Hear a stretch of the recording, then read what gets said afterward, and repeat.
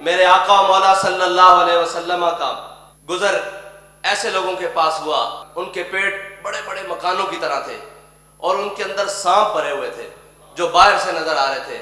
میرے آقا و مولا صلی اللہ علیہ وسلم نے فرمایا جبریل یہ کون لوگ ہیں؟ فرمایا حضور یہ آپ کی امت میں سے سود خور ہیں۔ پوری ریاست کا نظام سود کے اوپر چل رہا ہو، اس میں کبھی برکت آ سکتی ہے؟ اتنی سخت وعید ہے۔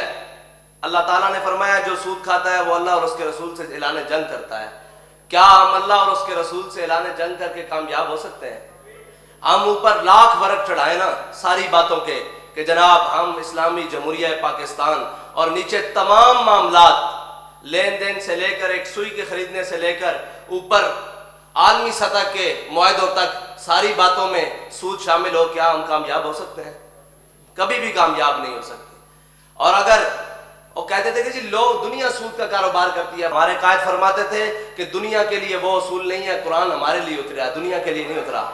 دنیا اس پہ عمل کرے یا نہ کرے اس کے لیے اہم نہیں ہے۔ اگر ہم نے قرآن کو چھوڑا تو وہ معزز تھے زمانے میں مسلمان ہو کر، اور ہم خوار ہوئے تارک قرآن ہو کر۔ قرآن کو چھوڑ کر ہم یہ کہیں کہ ہماری معیشت نہیں چلتی، کیا معیشت درست ہو گئی ہے؟ ہاں وقتی طور پر کچھ ڈالر لے کر کچھ وقت تو گزارا جا سکتا ہے، لیکن پھر جب سود اپنا حساب لیتا ہے پھر یہ کہتے ہیں جی کہ IMF کے بھی مقروض ہو گئے ہیں۔ تو استاد صاحب نے فرمایا تھا ہم تمہیں ایک نسخہ بتاتے ہیں کہ آج سے اعلان کرو کہ ہم سود نہیں دیتے۔ حقیقت پیسے تب دیں گے جب ہمارے پاس ہوں گے۔ اس وقت ملک ہمارا خسارے میں ہے، بھاگ جاؤ ہم سود نہیں دیتے۔ فرمایا تھا اگر ہم سے مانگنے آئیں گے وہ پیسے کہ ہمیں دو، تو ہم کہیں گے ان سے نکلواؤ جنہوں نے آپ سے پیسے لیے۔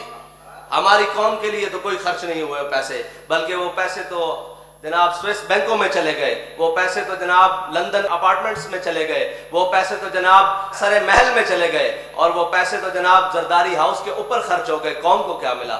پاکستان کے اندر حقیقی معیشت کا نظام درست کرنے کے لیے کوئی مخلص ہے تو سب سے پہلے سود کا نظام ختم کرنا ہوگا، اور سود کے نظام کی موجودگی میں کبھی بھی پاکستان کی معیشت ترقی نہیں کر سکتی، اور اللہ اور اس کے رسول سے جنگ کر کر ہم کبھی بھی ترقی نہیں کر سکتے۔